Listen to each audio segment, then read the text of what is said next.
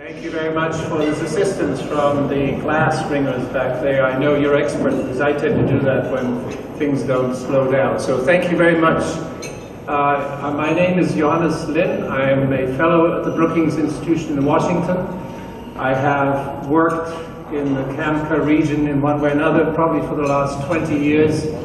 And I have to tell you, it's a great honor for me to be here today moderating this particular panel discussion of a topic that's close to my heart, which is economic development, opportunities and challenges in the light of international, global, regional economic developments. On behalf maybe of all of us in this panel, I'd like to express our thanks to the organizers, of course especially Secretary Rumsfeld, for putting this together and frankly for making it possible for so many of you from the region and so many of us as guests to be together for this important exchange of views and networking and hopefully building coalitions for a better CAMCA region in the future. So thank you very much to the organizers for bringing us together. Now, as I mentioned, the topic of the discussion is economic. We're following the morning's discussion on geopolitical events and outlook, the lunch talk about security, and now it's time to turn to economics, which of course we know is closely related to the other two topics, political and security issues. But let's focus on the economic dimensions, and I have a great panel here who are joining us for this discussion. I'm not sure the audio is quite up to it, but we'll see what happens. So I first have, let me maybe go from my left to this part to that part over there. We have Farrukh Irnazarov, who, and I won't go into the background because you find our bios, of course, in the booklet. But he will talk about the view of Central Asian social scientists and think tanks on what's happening in the geo-economic and regional economic sphere and how it affects the countries of the CAMCA region. This will be followed by Azim Sadikov to give us a perspective of how his organization, the IMF, sees the prospects, the economic prospects in the region in light of global economic and regional economic trends. Then we have Rakhim Oshakbayev. Excuse me if I don't get your name quite right. But he will talk about the challenges to the small regional economies, which most of the CAMCA region economies are, in the face of globalization and what it means for them as they look ahead to adapt to the globalization impact. And finally, Dr. Mamuka Tsereteli, who will talk about what's happening in the energy markets and how that's likely to affect the region. I've been asked by the organizers, by way of introduction, to say a few words also on the substantive aspects. As you can see, we're only 5 of us here in contrast to this morning's panel of 7, so maybe the idea was to add a bit of additional insight as best as I can. And what I thought I'd do, I'd give you very briefly a summary, if you wish, or the highlight of a study that we recently published called Central Asia 2050. And the idea, this is we, by the way, is an outfit called Centennial Group International in Washington, which is sort of specializing in long-term prospect studies. And so we did this study for Central Asia.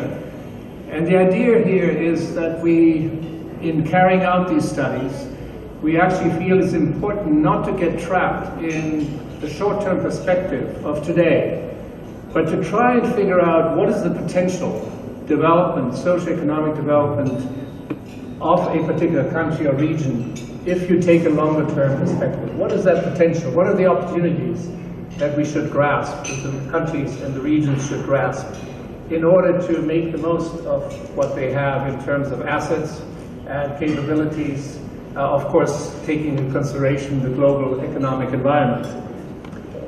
So we've done this for Central Asia, and on the whole, we're actually quite optimistic.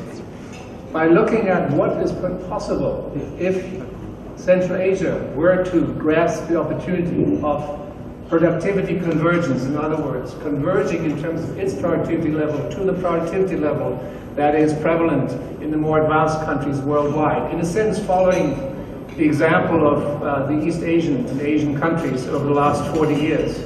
What if Central Asia were to grasp these opportunities of productivity convergence? Well, the answer is actually very upbeat. In the next 35 years or so, Central Asia could move from per capita income, average per capita income of about $10,000 US to something on the order, potentially, $50,000 per capita income by 2050.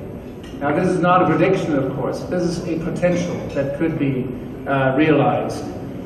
On the other hand, if Central Asia does not grasp that potential, but instead were to fall into what many middle-income countries have done, and by the way, all Central Asian countries are now middle-income countries, if they were not to grasp the opportunity and fall into what might be called middle-income trap, Central Asia's per capita income growth would, of course, be much less significant indeed, maybe on the order of 25% or so between now and 2050. So that is, in a sense, the downside, and the contrast between these two scenarios obviously is quite significant. So what would it take to sort of aim for, in a serious way, for this upside potential? And what we have presented in a way to the region, and by the way, while we talk about Central Asia, I think the potential is very similar to the other countries, the other 5 countries beyond the Central Asian republics of the former Soviet Union. It would take a shared vision of the region, and the key characteristics of the shared vision are the following. First of all, by 2050, very likely, Central Asia, like the rest of the world, will be quite highly urbanized and would have the characteristics of an efficient set of efficient and livable cities and highly productive agriculture. It would have an efficient and highly productive energy sector and utilization of energy, relying, and this is an interesting question which we can pursue later with Mamuka, relying increasingly on renewable energy, and acting as a supplier of energy, in fact, beyond the boundaries of its region.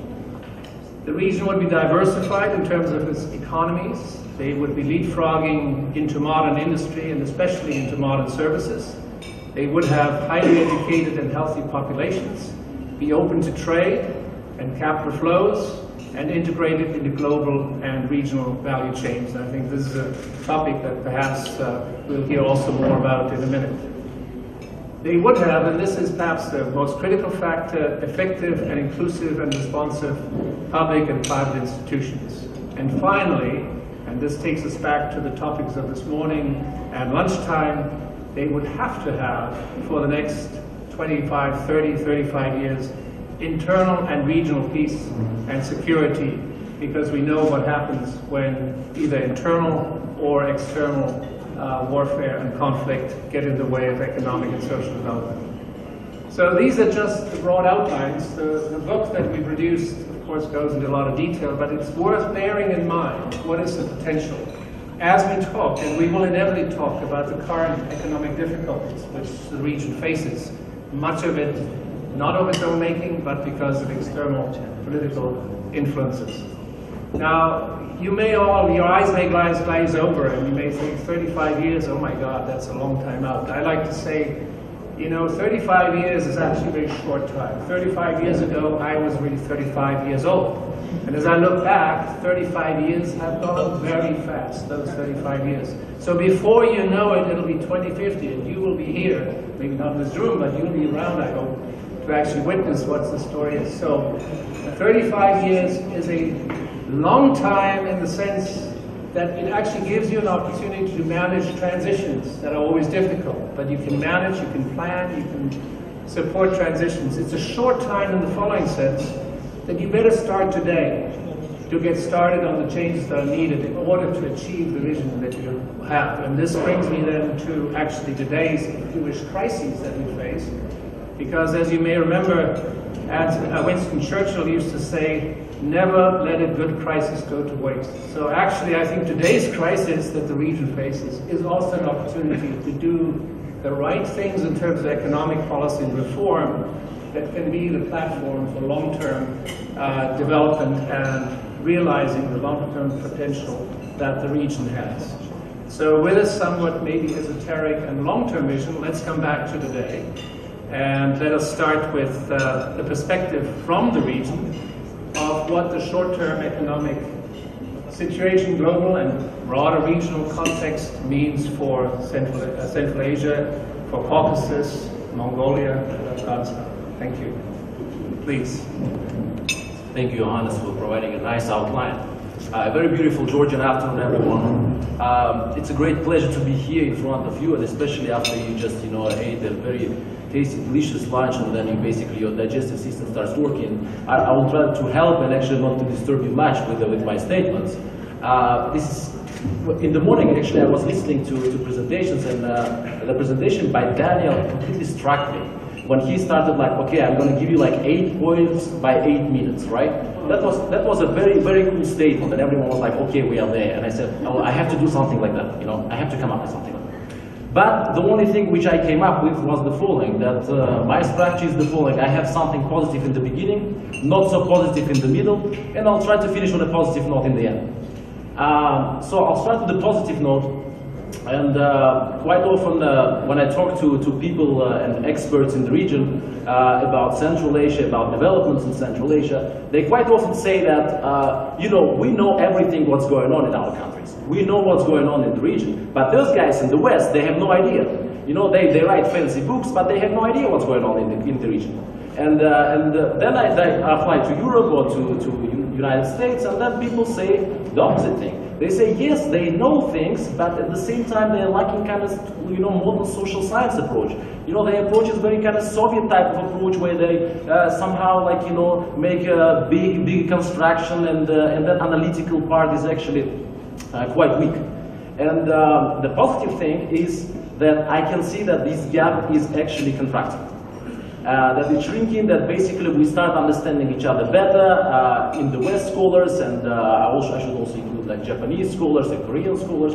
They actually do lots of field work, and there are lots of interactions, so things are actually getting much better. So I can see within 25 years we start understanding each other better. That's a good thing. Another point is 25 years of independence, and we still talk about very interesting things. We still talk post-Soviet Central Asia. How long are we going to talk about post-Soviet Central Asia? 35 years, 55 years, 70 years? How long it's going to be post-Soviet? Okay? This is very interesting to reconsider our stance, to look at this maybe from a slightly different experience, maybe actually to break through, and then it will be much more easier to actually bring on board Afghanistan. People in Afghanistan quite often actually complain that they are not being part of this Central Asia because of the different historical paths. So this is very important narrative which we have to keep in mind, that basically we have to reconsider our stance to this post-Soviet, post-socialist. I think they are doing it well in Eastern Europe, but in Central Asia we're about to arrive to that. Now about economic transition. I'm an economist by training, and economists are good. They are good at predicting things, and they are good at explaining why what they predicted did not materialize. So this is a very interesting thing. That's why I'm going to explain to you what actually, in the very beginning of independence, what World Bank and IMF said, that basically many countries should follow the so-called shock therapy, but some countries did, some countries did not, and then they arrived to different results. And at the same time, Uzbekistan is a clear example. Because if you see the growth rate of GDP in Uzbekistan is actually quite convincing, about 8% for I think last 6-7 years. You can correct me in this. And basically, it gives you a situation when IMF and World Bank actually were suggesting that Uzbekistan should have followed a different path. I don't know which one was right, but I'm just giving you some kind of controversial figures what we actually as economists faced. And another thing is actually how to measure economic development. That works pretty well actually in the West, because we have established economies and all this kind of GDP system and everything. It was designed for the West, for the Western countries. But now, if we would like to measure this in a similar way Central Asian countries or many developing countries, I have to put it this way, then we have a huge trouble, because the informal economy is so big, and sometimes it's bigger than the real economy. And then, but GDP does not account to that. So we have an issue with that. Then we have like human development index, which is good, not bad, but at the same time it doesn't give us like real numbers. And you know, we are economists, we are kind of freaks. We really like to play with numbers, track those numbers, and get some sense out of it. And this gives me a lot of headache actually to think about it, how to measure economic transition, how to measure economic development in those countries. And I arrived to conclusion that basically there should be a different approach looking at trade and transport, because these are two essential things. How developed is trade? So Central Asia is officially the least developed, least connected region in the world in terms of cross-border trade.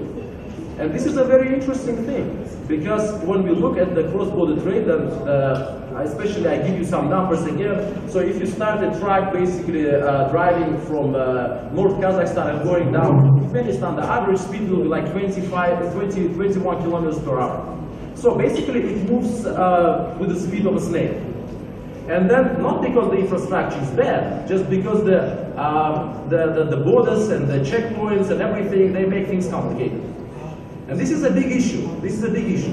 But then last year I went to Mongolia and I realized that the speed actually between Mongolia, if you would like to bring some goods from Mongolia to China, was 4 kilometers per hour. And then ADB was there to actually introduce some changes that it resulted in 8 kilometers per hour, which is a substantial change. So you can see that basically that trade is a big problem, and transportation, everyone talks about potential. But who actually worked on that potential? How? Because when you look at the Chinese perspective on the One Belt, One Road initiative, it's quite interesting, because road does not actually apply to highways. Road means actually maritime roads, and which is quite confusing. And belts actually refer to highways. And the entire system is actually with, if you couple it together, economic corridors concept of Asian Development Bank, building infrastructure, creating good jobs, creating opportunity for people, you can actually get the picture what's going on in the country. That actually the will is there, but then harmonization is not. And this actually brings us to another point on the interlink of economy and other spheres. And in some countries, security is such a big chunk that basically even if you have a fantastic economic offer, it doesn't work this way, because security has to be taken into account. So security aspect is a big aspect in Central Asia. So that's why it has to be taken into account when some international organizations design different programs for development programs for Central Asia. Russian crisis, I know that Azim is going to talk about the crisis, and I'm going to focus on one aspect which is a very important aspect. This is the aspect of migration. There are many people actually, many labor migrants are coming back from Russia, which was the primary destination for them, and actually coming back to Central Asia, but they are lacking employment opportunities. They're lacking employment opportunities, and if you look at the GDP, Tajikistan was officially actually the biggest recipient of remittances, and this is quite interesting, because we shouldn't actually underestimate or sometimes overestimate remittances. Some governments may believe that remittances actually may in the long run replace FDIs, and Russian crisis shows that it doesn't work this way. So you really should work like in parallel between like attracting this, creating employment opportunities, and then you can enjoy remittances. But still, remittances is not a solution. This is very important also if you look at the risk of radicalization is also there, because these labor migrants, they become vulnerable. And when they become vulnerable, they cannot actually sustain their families. Then some good guys may show up and then offer them some things that you can actually go for good purpose to Syria and actually fight, and then we will take care of your family. This is a very, very alarming actually trend which is happening now as an aftermath of the Russian crisis.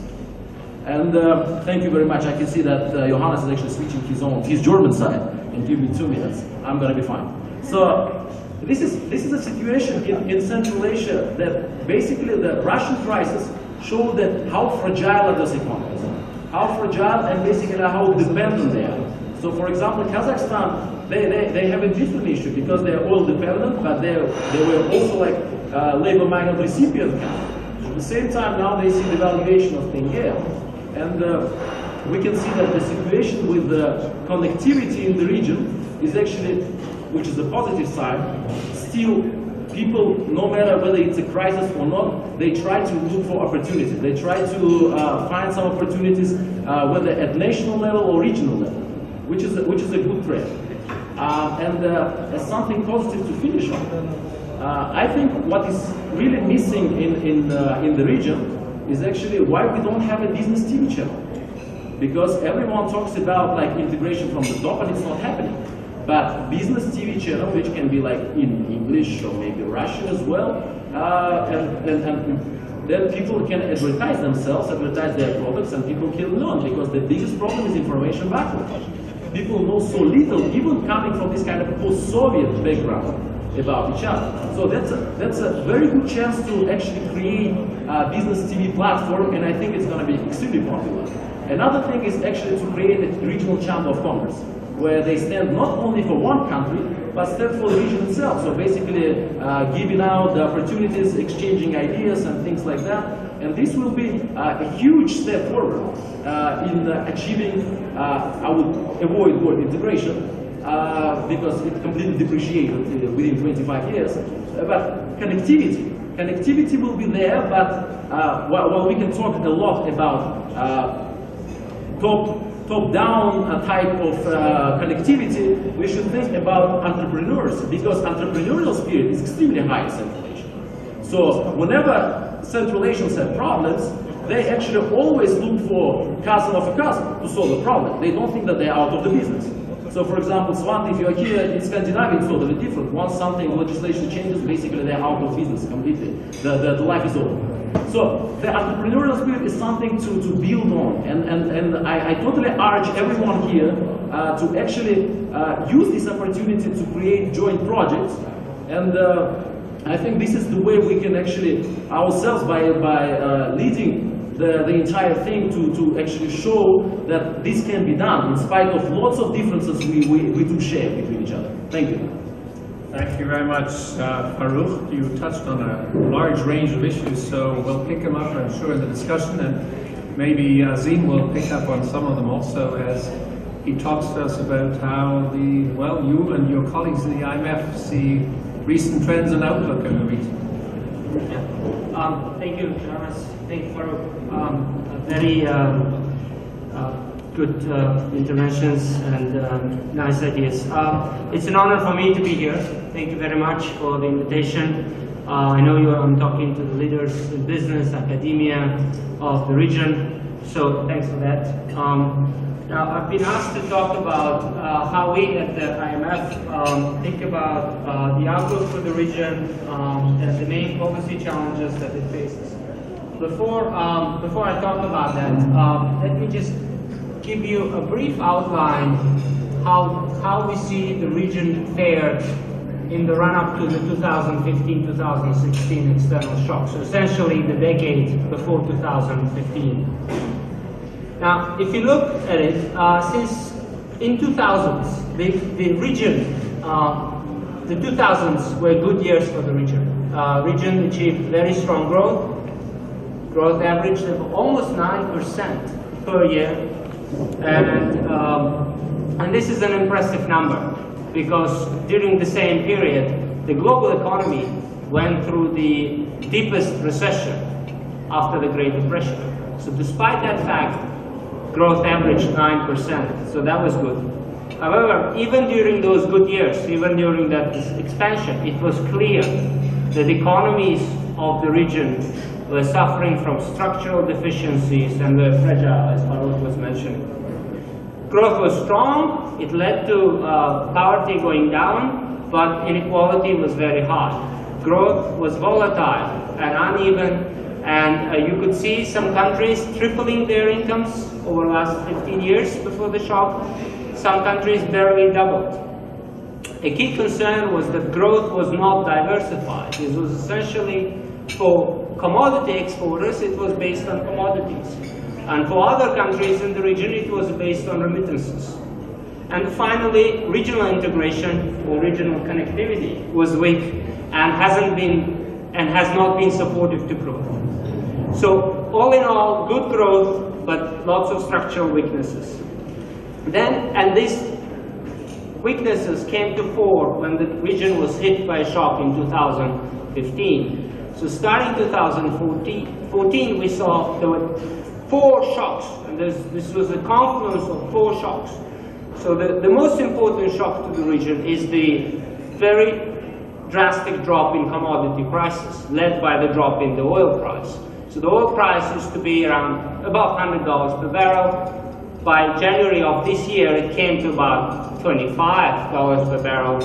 It has recovered recently, but overall prices, commodity prices, are way lower than they used to be in 2014. Now, I don't have to tell you what that means for the region that depends so much on commodity exports. Second, the Russian economy, which was already slowing even before the geopolitical tensions and before the drop in the oil price, fell into recession, and the ruble depreciated given the oil price drop and the impact of geopolitical tensions.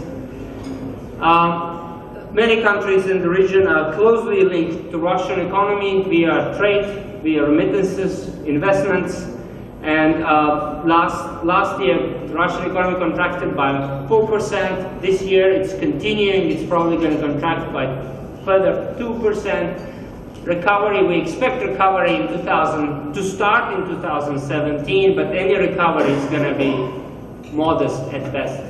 And that sets the tone for the rest of the region too. Third development, China, the world's second largest economy, started slowing. Now, it's still growing really fast compared to the rest of the world and many other countries, but it's slow, it's growing less than it was growing, say, a few years ago. And this slowdown and the rebalancing of the economy from investments to consumption is creating headwinds for the global economy and especially for commodity exporters, because China was absorbing so much of commodities from the global markets that now the slowdown and the rebalancing has contributed to the drop in the commodity prices around the world. Now, this rebalancing also creates opportunities for the region because now China is trying to go up the value chain, and the region, big part of the region is close to China, so could use the opportunities that this creates. The fourth factor, the fourth shock that hit the economy, the region's economy, but also the world economy, was the very strong strengthening of the US dollar. So the markets expected last year that the Fed will finally start raising the policy rate. The dollar has strengthened by about 20% versus the basket, and that essentially put a lot of pressure on emerging market countries, Turkey, Brazil, Nigeria, China, and the region as well. Many currencies have depreciated, and that had an effect on the region too, on the currencies. What kind of effect did it have on the region? Well, first of all these 4 factors combined. First of all, growth has slowed down. So this year, we are expecting growth to be slightly above 1% for the region. This would be the lowest growth over the last probably 2 decades for the region. And for oil exporters, obviously it's because of the drop in oil prices. Oil output is falling down, investments are going down. Now for oil importers in the region, and these are, you know these countries, Georgia, Armenia, Afghanistan, Kyrgyz Republic, Tajikistan, they're not oil exporters. However, they rely so much on remittances and trade with oil exporters in the region that they are suffering. So any benefits that they have gotten from lower oil and gas prices have been more than offset by the losses, remittances and exports and investment from the region. The second, what happened in the region, all currencies in the region have depreciated. In fact, in 5 countries of the region, currency depreciation exceeded 30% by January of this year. And this was this was appropriate reaction to the shock. You get hit by external shock, you want your currency to get hit, to be more competitive, essentially, so that you import less and export more. And in any country, in many countries, this is welcome. Well, China welcomes it to some extent. Japan, we know, welcomes it. But in the countries of this region where exports, because of structural deficiencies, exports do not respond to prices, and at the same time where these economies are highly dollarized, the depreciation against the US dollar caused a lot of social unease in every country. Because, again, there are a lot of people, a lot of borrowers in dollar loans. They have income in local currencies, but their loans in dollars, and these people are suffering because they're having a hard time servicing their debt. This is also having an effect on the economy, because now these people and these companies have to put aside more debt to service, more money to service their debt. That means less investment, less consumption, and it's dragging growth down.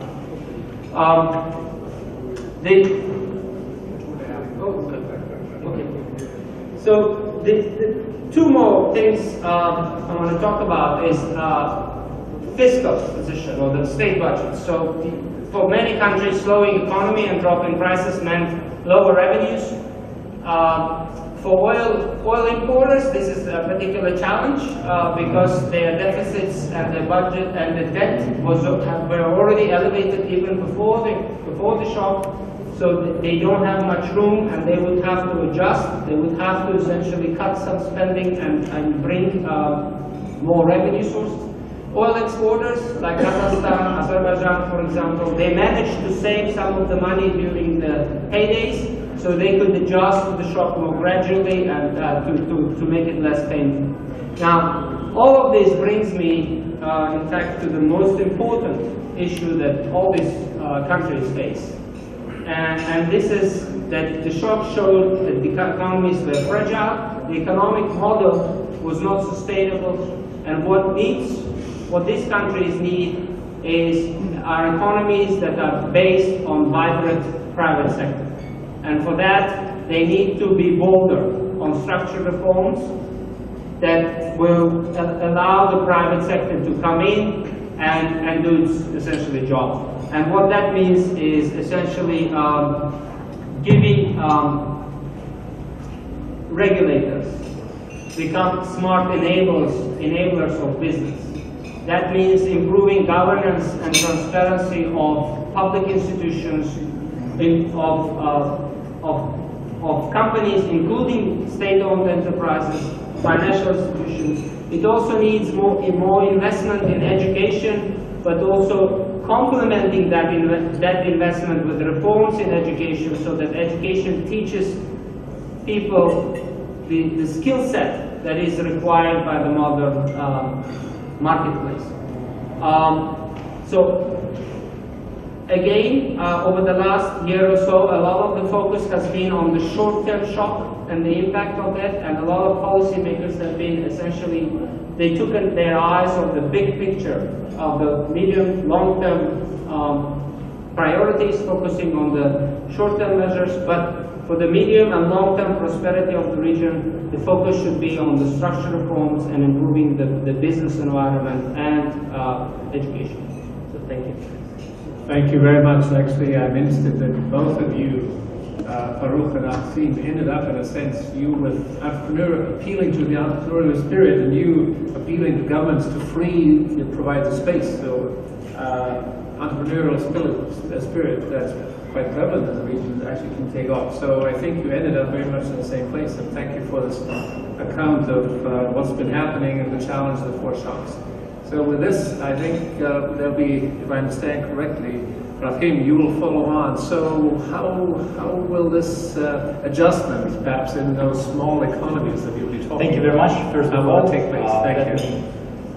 Say thank you, and I'm really honored to be here. I just graduated 1 month ago. I got my Rumsfeld degree. I'm Spring 2016 Fellow, and I'm novice rookie, and for me it's a great honor to be the part of this community of extraordinary people. And really, I'm really amazed about the quality of the people, all the fellows and I think we will be friends, and I will do my best to contribute to grow this community and to achieve the goals. And when I was preparing for my presentation, I was put together the figures of the economy, GDP growth, trade balance, export, import, GDP per capita, to trying to compare, understand similarities, so on and so forth. But yesterday I understand that it was all in vain, because all these people, I think, prefer to talk mostly about the ideas, about the concepts, about the paradigms, about the vision, and about the passion. So, and yesterday, during the reception between the beautiful presidential palace, we discussed it with Aziza, and I decided to switch the topic of my presentation and talk more about the ideas. So I'd like to touch one quite obvious and well-known global trend. It's that the share of the value added in world trade created on the basis of knowledge already exceeds growth, and already exceeds 50%. So the share of the value added in world trade based on physical labor, capital and resources is rapidly declining with respect to the knowledge-based design, software, brands, etc. Also, it gives lots of implications for labor markets, especially for distortion of the creating new jobs in low-skilled blue collars. And we know that the high-skilled class, they earn more and more, and they are growing. And there is lots of concerns that even the developed economies will be able to adapt to these radical changes in the technological trends. And we understand that the intensity of the development of technologies will only increase, and as a consequences, we will increase the rate of the destruction of jobs. And I think in the near future, in the next decade, we will be able to see that we will lose lots of jobs. For example, we will see shops without cashiers, hotels without receptionists, and taxi without drivers. So it's an obvious trend. And it makes big implications also for our countries of the region. Because we in our strategies mostly rely on the role of the government, on the improving of the efficiency of state regulations, but we are in a very, very weak position if we are talking about the creative class. Creative class, this is the paradigm which was created by the American economist Robert Florida in 2002, and I love this paradigm. That means that the creative class is the most important competitive advantage, the most important competitive thing to make the country competitive. And we are all in the region and globally we are competing for this creative class. And globalization, somebody will tell that globalization is not growing so fast, but definitely the globalization we see the absolutely new quality. And one of the features of this globalization, in my opinion, is the speed of the disseminating of information, and not only the speed of disseminating the information's ideas, but also the speed of the adoption of this knowledge, of this information. And it creates lots of opportunities for people to move to other countries. It also creates the high mobility of this creative class. And what I see in our countries that we are in a kind of the vicious circle, that we are trying to train talents, so we are investing in education, but often and often, so these people are leaving the country or working in other countries and working in different international organizations. They are patriots, they're contributing to the countries, but of course when they compare their economic opportunities, the opportunities for the families, for the children, it's absolutely not comparable. And based on my experience, because I was quite deeply involved in the economic policy making process, and many times we see that the decisions and solutions seems very obvious, extremely obvious, but we are failing to implement these solutions because we don't have the critical mass of this creative class in this direction. I love the idea of Farrukh, why not to create a business channel, why not to create a business chamber, but to create these entities as an example. We need creative class, we need people with passion, with knowledge, who is competitive worldwide. What to do with this? I don't know, and also I would like to touch another paradigm. It's a paradigm, it's very broadly discussed in our region, the new book of the Darren Asimoglu, Why Nations Fail. He was in Astana 1 month ago during the Astana Economic Forum, and also these days in St. Petersburg they're having the Petersburg Economic Forum. They also discuss this book, and during our program Mr. Rumsfeld made a brilliant example. I believe that you're well known about the Korean Peninsula. So there are two countries. In the late 40s they was in the same level of development, but now it's absolutely different. So South Koreans, they have living standards 10 times higher than the North Koreans, so life expectancy more than 10 times, so on and so forth. And what is the reason? And Darren Asimoglu in this book, he's talking about economic institutions, inclusive economic institutions, which means open market economy, which means the rule of law, which means enforcement of the contract, so on and so forth. And opposite to this, in contrast to this, he describes exclusive institutions, economic institutions, when some elite is able to occupy their positions, their power, and take resources, money, and it would create growth in short term, but in long term, it definitely will end up with absolute non-competitiveness. But it is discussed and very well explained, but if we will go further, and I think that many people, many economists, and I am among them, they are not satisfied with the deeper analysis. What is the reason why North Koreans are so poor? Yes, absolutely, because of the institutions. But why they don't have these institutions? What was wrong? And I also would like to touch another example. In our case, we discussed with Aziza yesterday, is the brilliant Georgian liberal reforms.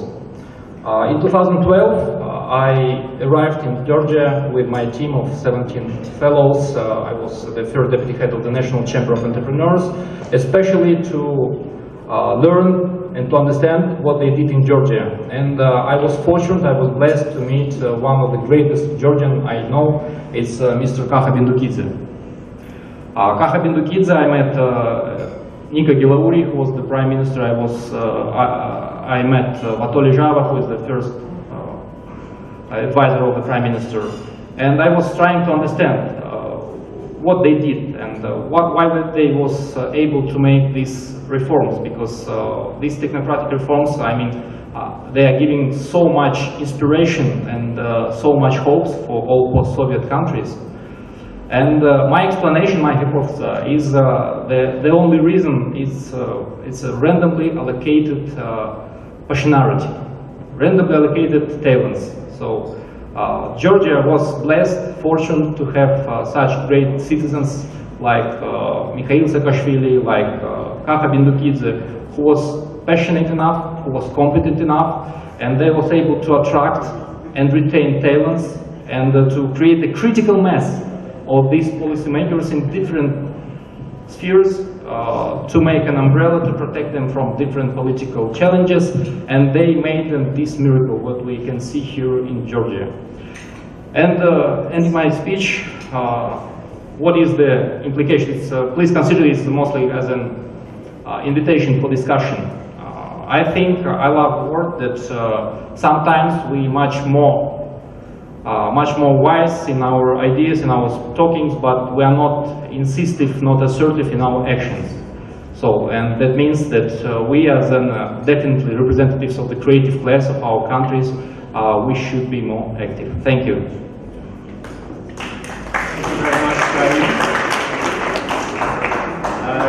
You picked up on a number of ideas that sort of resonate, including, however, also mentioning the downside risks in such things as the brain drain. You didn't call it brain drain, but I think that was something you mentioned. And then I think you're sort of highlighting the findings of Asimoglu and his colleagues on the importance of the institutions, but also the need to step behind those, that analysis. I think is very helpful. Thank you. Last and definitely not least, we'll turn to the energy sector is, of course, one of the key determinants of what's been happening, and one of the factors mentioned by Azim that went wrong in the last few years for Central Asia, directly and indirectly. So, Mamuka, how about the energy sector, its impact and maybe its prospects? Thank you, Johannes. Thanks to Rumsfeld Foundation for invitation. Thank you for all of you for coming and arriving to this city that we all love and admire. To the topic, my task is today to really describe global trends in energy sector, energy markets, and then connect our region to those trends and in a sense provoke maybe further discussion about this subject. 2015 was marked by another year of slower growth of energy consumption. Growth in consumption was only 1% in 2015, which is almost twice lower than last 10 years of average. It's lower than even 2014. The growth rate was 1.1% in 2014. This process is reflected by across the different sectors of energy, except oil. And it's very interesting that oil consumption was growing faster than other consumption of other fuels, and that clearly is connected with a lower price of oil. And because of this trend of lower price of oil and higher growth rate in consumption, oil started to grow in terms of its ratio in global energy balance, and became, the first time since late 90s, its ratio of oil increased in the global energy balance, which is an interesting trend. What is happening is that, and I think it's important to focus a little bit on oil industry all around the world. Production was growing in some of the major producing countries faster than global demand for oil, and that's obviously reflected in the prices. What happened is that Saudi Arabia produced extra 520,000 barrels of oil in comparison to 2014. Iraq produced more than 700,000 barrels more than previous year, and United States produced more than about 1 million barrels more than previous year in 2014. So in 2015, it was the largest incremental growth in the production in the United States, despite the lower prices. So with this supply, and by the way, almost all the other producers, except Yemen and a few others, production was growing. So this trend, more production of oil and less, more supply and less demand, obviously caused lower prices. This trend is reflecting in gas sector as well. Natural gas growth, production was outpacing consumption. There are several reasons there as well. In general, both in oil and gas, China's consumption growth rate is lower than before. Some of the countries that we are heavily focused on LNG, liquefied natural gas in Asia, like Japan and Korea, switched back to nuclear power, and that also reduced demand on natural gas. And overall, this larger supply and less demand on the gas side as well caused obviously prices going down, and spot prices for LNG, let's say in the European market, are much lower. So if you look at those trends in general terms, what is taking place right now is a competition for market share among producers, for market share, rather than competition for growth and focus on maybe prices. Focusing and keeping prices higher. And OPEC last year produced, in terms of share, because of the high production, its share reached almost 40%, like it was several decades ago when OPEC produced that much oil in terms of share to the global production. So, and while it's true, let's say if you look at the Saudi Arabia, competition between Saudi Arabia, Russia, and the United States, focusing on market share, and this trend also reflected in natural gas. And if you look at the prices of natural gas, they're also going down significantly. And let's say Russia had several options to consider whether reduce production and keep prices higher, or go with the competition, maintain market share, and keep prices that way, keep prices pretty low. And Russia went through this second choice, and it's competing now with lower prices for market share in the European market. So my point in this discussion is on this segment of my remarks here is that most probably trends that we observe today will continue. If you look at the potential growth of production in Iran, most probably there will be additional volumes of crude oil coming into market going forward. And while the situation is not very promising politically in Libya, but Libya was very, very low in production in 2014 and 15. So if political situation improves there, so there's more oil maybe potentially coming from that country as well. Overall, expecting that oil prices will go up anytime soon and rapidly and drastically, of course, unless some geopolitical cataclysms will take place, we shouldn't expect that. So this is something that this region, our country should take into consideration. There will be no significant increase in prices in coming years. And we see even today, and I looked at the prices, a few days ago prices started to climb again, and today they went down yesterday it went down by $2 again per barrel. So there will be this fluctuation in prices, but overall strong supply is in place and demand is not catching up with the supply. So we need to take into consideration. Probably staying between $50 to $70 will be right sort of range to expect prices going forward. So, and this obviously impacts the region. We know that expenditure patterns of most of the countries were very aggressive, and it reflected not only on oil-producing countries, but because of the spillover impact of investments going into other countries. So expenditure pattern in other countries were also somehow reflected in those as well. And so there are probably going forward two or three trends that we need to look at, and probably governments need to focus on. And by the way, probably my remarks will end up with the same conclusion that other speakers, that focusing on private sector and private sector development and focusing on value-added sectors is a solution of the problem.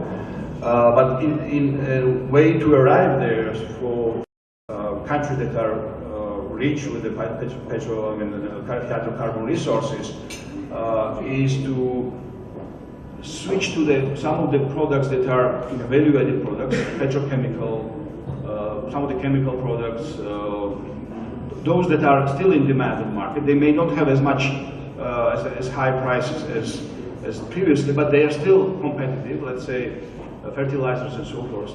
And so this would be one way to kind of utilize those existing resources. Second element that probably is important is that this infrastructure development that took place in the last 20 years, that was greatly supported by market-driven processes of energy development, meaning that building pipelines, building roads alongside pipelines. Those need to be engaged in different type of development now, bringing other kind of trade, not just energy, but other elements of trade. And in this regard, I think we made tremendous progress in the region in terms of energy infrastructure development, but one element is still missing. It's a very important element. It's an element that links eastern shores of Caspian Sea to the western shores of Caspian Sea. And so this infrastructure that connects two energy producing areas, but at the same time connects Central Asia all the way to Europe, so the infrastructure via Caspian is missing. With the low prices and the picture that I described earlier, it's hard to see how this will happen in the immediate future, but going forward, if government wants to spend money on something that is important for regional, I mean, to help their economies mostly, but also that to facilitate regional trade and economic development, that investment should go to Trans-Caspian infrastructure development, which is taking place already by investing in development of the ports on both sides of Caspian Sea, but this is mostly focused on container trade. I'm talking about energy infrastructure in addition to that. And my final point is that I think governments have, I mean, you touched some of the issues, reforms that were taking place in Georgia, and some of these reforms are copied in other countries. But you know, if those reforms are isolated from other developments, if you develop excellent justice, I mean, public house for justice and processing of documents and permits, but at the same time you have dubious tax regime when you can go into business and tax it for whatever reasons, for legal or illegal reasons, and for political or non-political reasons, that doesn't produce any growth. Georgia had great progress in terms of rankings, but look at the trend of job creation. No progress in that regard, and there was a reason, and the reason was that these reforms were never supported with enough changes in the tax, regulation, and governance issues that intervened in private business practices in a wrong way. Thank you very much indeed, Mamuka. I will throw it open now for discussion. Please raise your hands, and somebody will come with a microphone. And do introduce yourselves.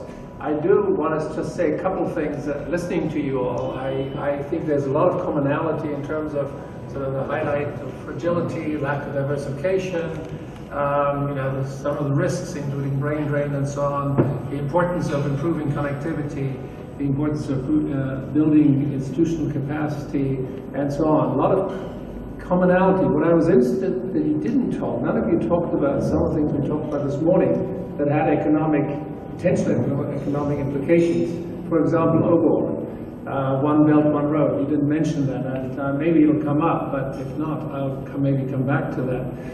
Also, to what extent, and that was my question in a sense when I ended my brief introduction, to what extent are governments now sort of basically waiting for better times, but business as usual? Or to what extent are governments actually taking this crisis as an opportunity to move on some of the difficult changes that have to take place for long term, not just for crisis management today, but for long-term structural reforms that Azim, for example, was referring to, but also all of you, creating there has to be space created for private sector.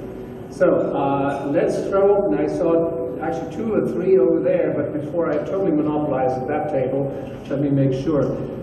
Let's take 3 first here. We'll then go back to the panelists. We'll take 3 on this side or back there. So please go ahead. Thank you. Don't forget to introduce yourself. Yeah, my name is Azim. I'm from Kyrgyzstan. First question to Farrukh. You mentioned that for the last several years, the growth rate was 8% GDP, as far as I understand.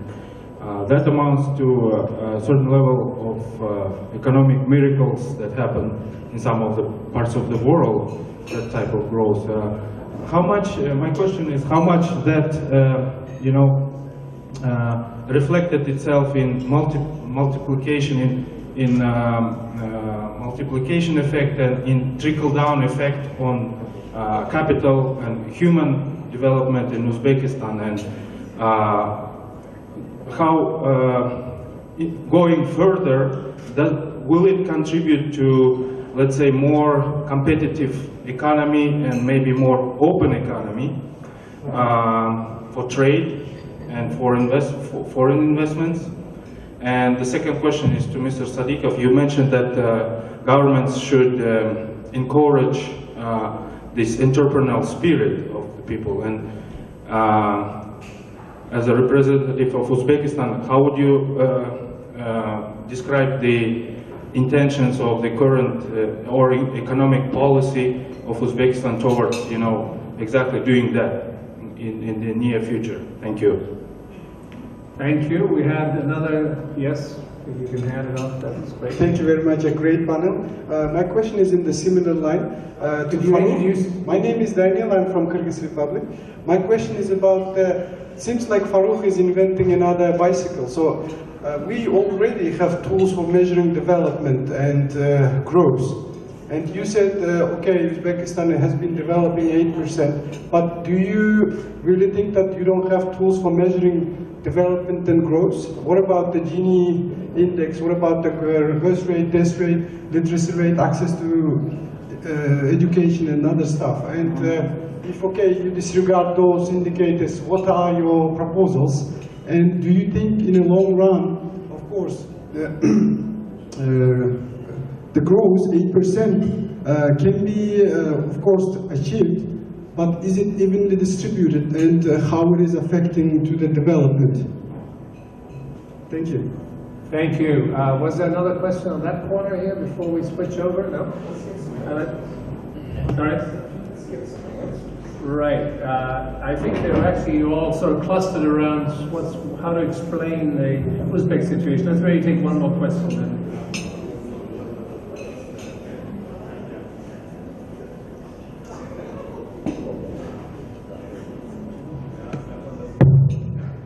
Azim, also from Kyrgyz Republic. You've been going back to figures. I'm really interested about growing role of China in the region. And my question relates probably to IMF and to experts about what is the percentage of Chinese foreign direct investments or its contribution to the external debt in the growth. You mentioned about 1% growth rate, in this year. So I'm really interested. Out of 1%, what is the role of China, and what is your outlook for the next 3-5 years? Thank you. Let's then turn back to the panel. There's a couple of questions about Uzbekistan, and maybe Farrukh, to some extent Azim can perhaps address those. Then the question in particular to you also about do you have any alternative sort of indicators? Yeah, right, exactly. And then maybe Azim would like to talk about China and its relative impact on the regional economies, to the extent you can address that. So you start. Thank you very much, the Kyrgyz delegation, for thought-provoking questions. And I know you are the most active ones, and we can see it here.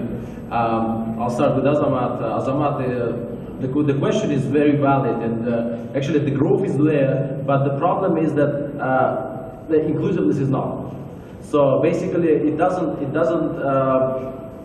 Basically, we don't have a result of human development that we can see that more jobs, for example, in rural areas, and this is a big problem. So inequality is getting even higher. And then we can see that urbanization versus ruralization, that it's getting more into urbanization, basically infrastructure in the urban settlements are getting better. Rural, it's about to catch up, but it's not there. So that's why actually this is, in terms of numbers, the growth is there, but in terms of actually inclusiveness, it's not there. So basically, this is the issue with GDP. So by answering this question, I would like to connect to the bicycle question. I think that on the one hand, it does catch what you are saying, that basically all those indicators, they give us a glimpse, they give us actually a chance to look at the economy from one side, but it doesn't give us the full story. So for example, I give you, you mentioned yourself, the literacy rate. Literacy rate in Central Asia is more than 99%. It's very high. So compared even to European countries, for example, in Ireland, the literacy rate is 97 point something. So if we compare it that way, then basically we should be economically much stronger. But it doesn't appear so.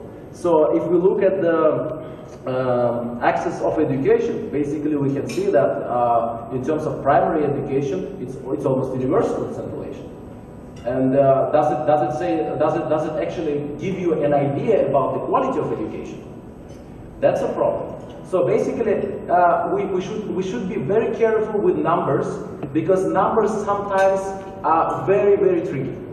And this is one of the things. And what is an alternative? I don't know yet. If there was an alternative, maybe I would have challenged for a Nobel Prize. But frankly speaking, I think that infrastructure is actually key to measure the development. And I'm not talking only about physical infrastructure. I'm talking about also like any type of infrastructure which helps you actually to move forward. I'm also talking here about communications and telecommunications. I'm talking about road quality of roads and things like that. And once we actually are able to measure that, then we can actually talk about a certain level of development and then compare it vis-a-vis other countries. Because as it stands now, if you look at GDP of many Central Asian countries, that they are not that far from many countries in Central Africa. And but if you look at if you go to those countries and then if you go to Central Asia, you can see completely different things. And then you ask yourself, does GDP actually show you the entire picture? That's the problem with GDP as I have it now. Basically, I answered my question, and the role of China, I think, Azim will follow. If I may contribute a little in the discussion, so I think this topic, how to measure alternative metrics, is very developed. And I can refer to the OECD Better Life Index, which is, for now, as I understand, it's top-notch to understand how the wealth is distributed, how people is happy, what about the institutions, so on and so forth. And also about the quality of education, it's better not to look to the literacy rate, it's better to look to the PISA to understand the quality, and we have lots of numbers for comparative analysis. Azim, would you like to sort of enter into this topic of growth indicators, and particular for Uzbekistan, where I know there's been a lot of debate, including in the IMF and the World Bank in my days, certainly. So anything you want to add to this, but also on the China question, do you have any sort of sense of the importance of China in helping generate the growth performance of the region? Sure. Thank you. I think in terms of indicators, we've already had a good discussion. So in terms of the growth drivers, clearly, I don't cover Uzbekistan, but clearly very large public spending has been one of the drivers of growth, including to improve infrastructure. Now, what we know from economic, analysis is that it's SMEs that create jobs, and this is why all countries, not just Uzbekistan, all countries need to focus on SME development, because these are the drivers of sustained job creation, which would then lead to improvement in social indicators and human development. On China, I don't have the numbers on the top of my head, but what I would tell you is that China has been playing an increasing role in the region via investments. Some of these investments have been financed by debt. Initially, a lot of these investments, lots of these investments went to strengthen transport infrastructure that would allow exports of commodity and raw materials from the Central Asia to China. Now the slowdown in China is having two types of effects. One is direct, it is slowing down the exports to China of goods from the Central Asia. We haven't yet seen the effect on investments, and it's partly because a lot of the investments from China are implemented or are driven by state-owned enterprises, so there is state role there, and it seems that the strategic interest of China to continue investing in the region is is there. There has been the indirect effect has been stronger, and the indirect effect is that China is the second large economy in the world, a big absorber of raw material. So the slowdown and rebalancing has contributed to the drop in commodity prices, and that is having effect on the region.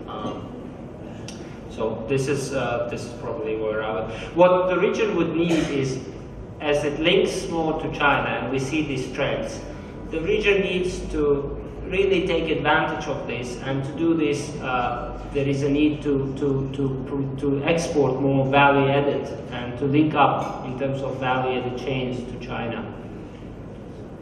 Thanks, Azim. We have at least two questions, one here and then two more back there. So let's start here. Okay, let's start here. Thank you. Hello. That was loud. Yes, I'm Rasul, a private financial consultant from Kazakhstan, and I've got a question about energy and oil. So, as you said, Mr. Tsereteli, you said that the prices are probably stuck at some level. So, has Georgia developed any plan to benefit from stuck prices? I mean, maybe petrochemistry or... Yeah. Thank you. I'm trying to get as many questions in our limited time, so that's why I'm pursuing this so the panelists can think about it and respond. Yes, please. Hi, my name is Chingiz. I'm also from Kyrgyzstan. I hope I'm not the last one asking questions. From Kyrgyzstan, I mean.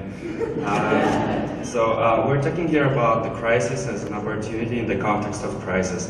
Let me take you a bit further to the discussions. The issue of crisis of governance as it is now being discussed in Europe or in the US, especially in some issues of foreign affairs, or by the former Economist editors, John Micklethwait, who has written a book, The Fourth Revolution. They're discussing the issue that, well, in the context of liberal democracy, which is under threat, public institutions and governance plays an important role. So the West and Europe are now discussing issues, how the public institutions are up to the challenges that are coming forward and that we're expecting to see. So within this context, within these issues, can you comment whether the Central Asian region and the public institutions are up to the challenge? Have these issues been discussed? Are there any steps moving forward with regard to these issues? Because the issue of governance has been directly linked to the economic development of the region. Thank you. I think this is a question which Rakhim and Farrukh can start thinking about and come back to. So we have somebody in the back there. Yes. Thank you. One more question from Kyrgyzstan. Talan Sultanov, my question is for Mamuka. With the oil prices, if they are to remain low for some future, how do you see this will impact the momentum of renewable energy being developing?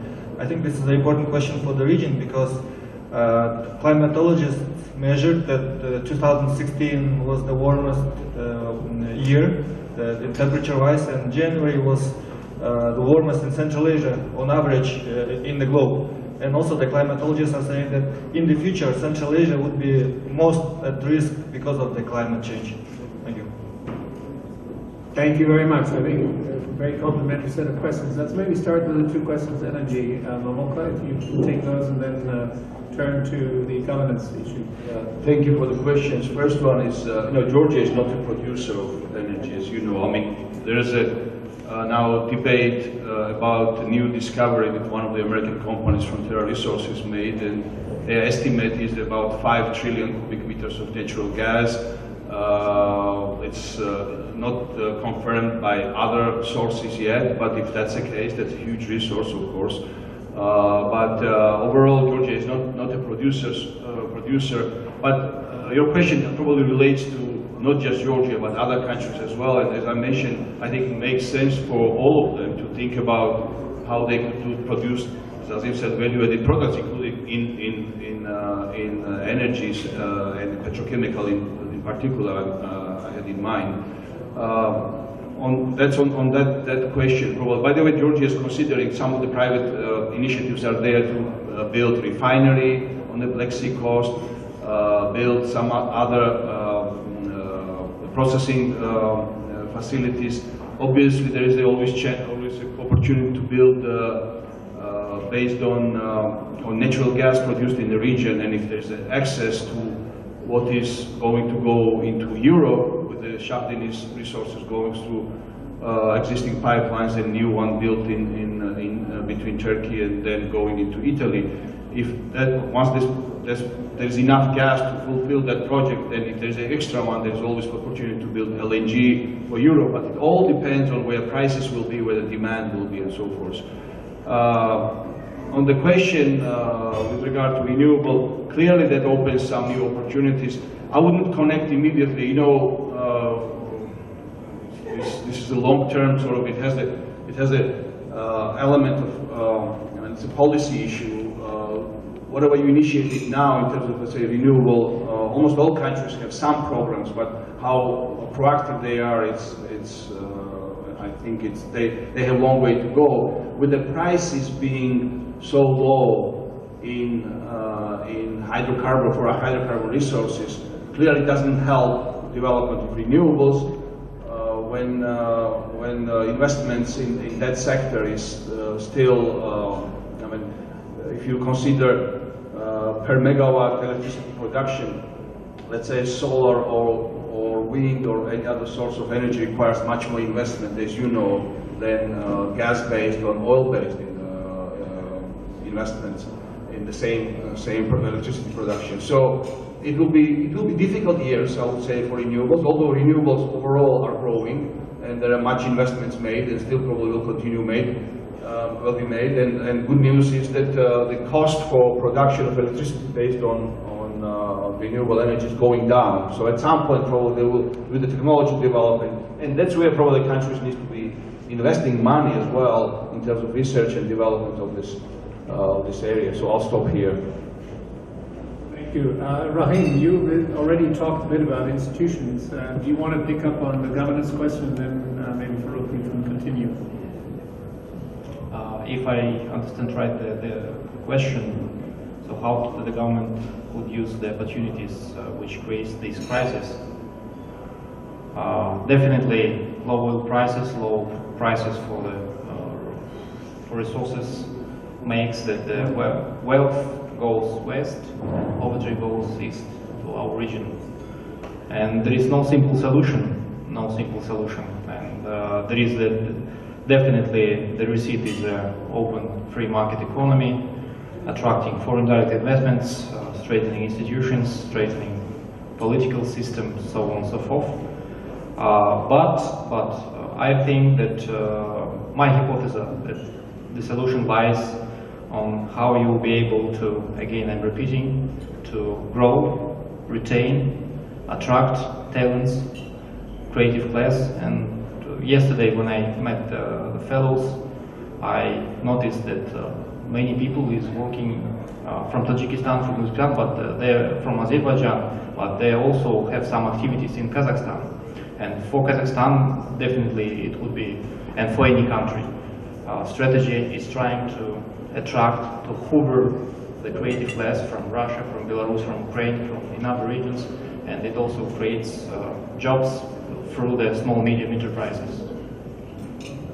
You know, in this context, let me just mention Irnazarov University just graduated the second batch of graduates, and we interested to see what happens to them, how many of them will actually stay. Yeah, it's quite interesting, by the way, because we have a Fellowship Program. We have more than 10,000 graduates, which they graduated top 100 best world universities, and we have Nazarbayev University, but still it's not enough. It's not enough in terms of the quantity, it's not enough in terms of the creating the, let's say, atmosphere for them to develop. And I think that we are much far from 100% to use this reform. Farrukh, on governance, are your institutions up to it? to deal with the crisis and beyond? Yeah, basically, we talk about institutions, and that's a kind of posh word, you know, when you use institutions, we need good institutions, good governance, and things like that. But you have to understand, in most cases, institutions are already there. The problem is not with institutions per se, the problem is with enforcement of these institutions. So this is the biggest problem for Central Asia and for Greater Central Asia, because actually there could be a law which actually in accordance with all international standards, but you know, if it's not observed, then basically you have issues. And this is a major issue with the institutional approach.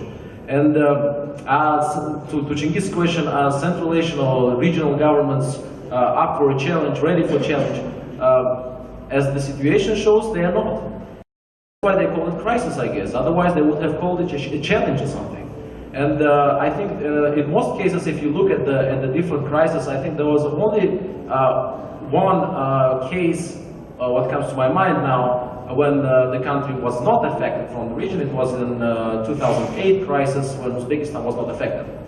And there are two actually versions for that. The first one is that the government was quite active, actually undertook some measures, and it helped actually to overcome the situation. It was a financial crisis, if you do remember. If you do remember. And the second one is because the Uzbek banking system was not actually integrated in the international banking system. Because it was not integrated, it was a global financial crisis, so basically they didn't feel the thrust. And that's why I think that in most cases, and I don't think that this is a purely regional phenomenon, the governments are not ready for these kind of challenges. They can explain you, they can give you like, you know, a bunch of reasons why actually they were not ready, or what happened, or what are like, you know, outside factors which actually affected the situation. But as it shows now, especially Kazakhstan and Azerbaijan severely hit, if you see the currency depreciation is there, and lots of things actually to survive. But there were always talks both in Azerbaijan and in Kazakhstan, for example, about diversification. But diversification, it never happened actually. Because in order to achieve this kind of full-fledged diversification, you have to identify one or two key industries, and you have to work on them. Because you cannot change like the entire economy, you cannot make it like diversify overnight. And this is the major problem. But now, of course, like, you know, the governments, they're reconsidering lots of stances, but let's see how it goes. Thank you. Azim, you wanted to come in, and then we have maybe time for one or two more questions, but we'll have to shut down.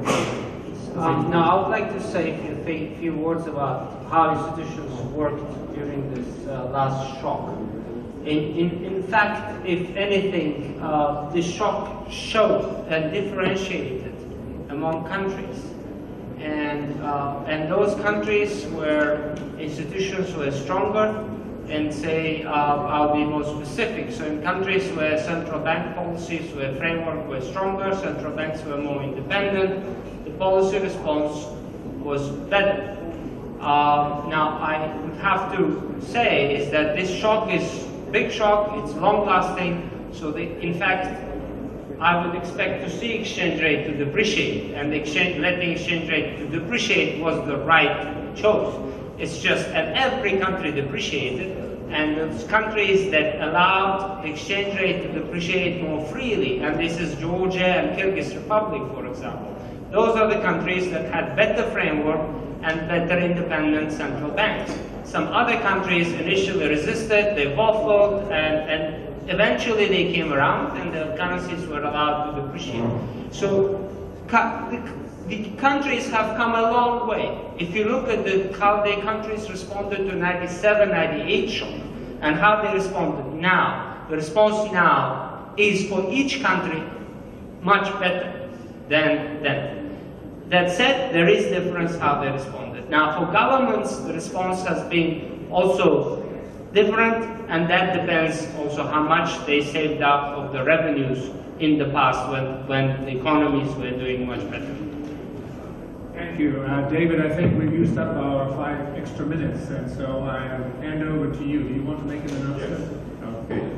But before you start, let me thank the panelists, and let's give a big hand.